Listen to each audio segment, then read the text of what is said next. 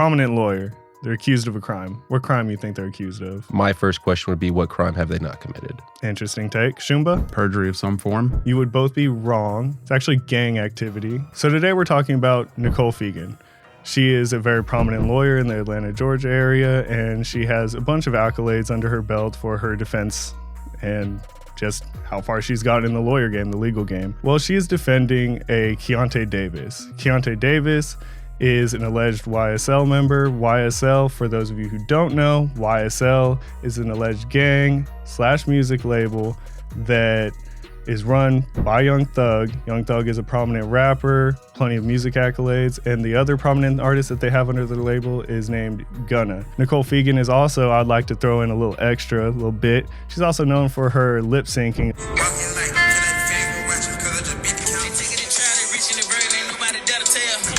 What the fuck is that?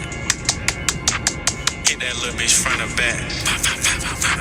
Pest control, who call about rats? I understand being a good lawyer, but seeing the videos of, her lip syncing Future and knowing every single word, it's a little alarming. You don't really blend those two worlds together when you think of prominent lawyer. At the same time, she does have 80,000 followers, something like that on Instagram. I'm sure it's another revenue source. Lawyers love money. So in that way, it kind of tracks. So Davis was actually arrested February 21st, 2023. Pickle, you want to go ahead and hit me with some facts? Investigators say Davis was seen on video near the shooting scene at the corner of Baker and Williams Street around 4:30 p.m. on September 27, 2022. Police say two people who were shot there were driven to Grady Memorial Hospital by bystanders. One of the men died. Fegan did some lawyering that might have landed her in a little bit of hot water. Let's go ahead and dig into that. Investigators say Fegan contacted one of the people involved and told him about an active warrant for his arrest. Later, during a preliminary hearing, it was revealed Fegan had told that man to dispose of his phone before police arrested him. Fegan was taken into custody in Gwinnett County and will be transported to the Fulton County Jail. Renee Rockwell, a fellow defense attorney, says Fegan is innocent of the charges. She says Fegan has agreed to a $40,000 bond. She was released from jail. For Fegan, the allegations are a fall from grace for a defense attorney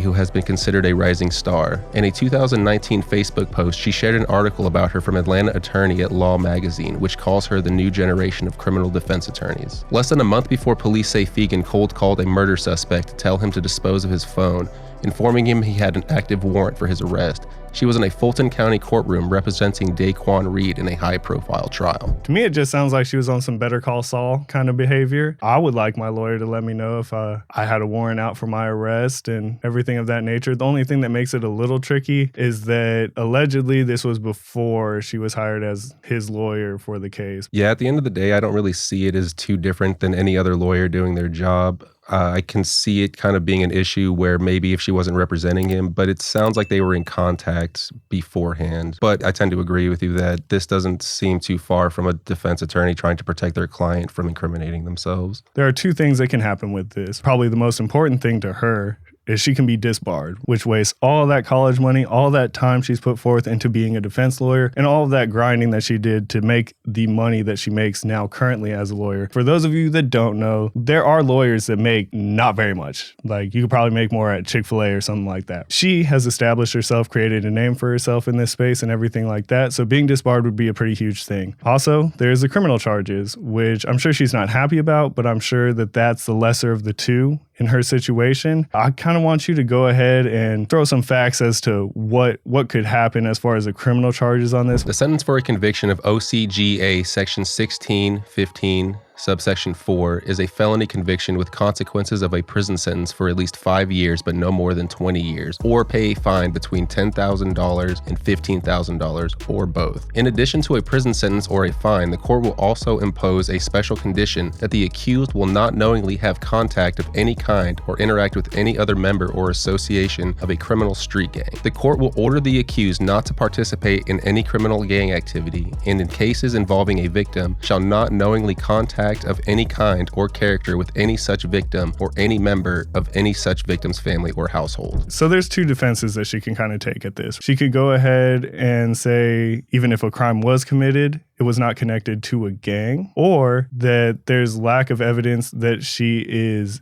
in a gang in general. So your first point is that she did commit a crime, but that she is not part. She may or may not have. She may or may have committed a crime, but it wasn't for the gang. And I think arguably that is the best defense in her case, because ultimately, it doesn't sound like she's part of the gang. It sounds like maybe she enjoys the music. Yeah, I mean, she's definitely a fan of that genre or subgenre of music, the kind of drill style. But me personally, I think that they're going to struggle to prove that she has any gang association. I don't see any pictures, and I've done a little soft look through on her Instagram. I don't see any pictures of her throwing up slime or blood or anything like that YSL is allegedly tied to. So I think that the prosecution is going to struggle to go ahead and be able to tie her as a gang member. Yeah, I think proving a personal connection is going to be extremely hard, especially since she's a lawyer. So she's going to have to deal with criminal element all the time, no matter what. You're just going to be in that world, especially if you're being conscripted to or,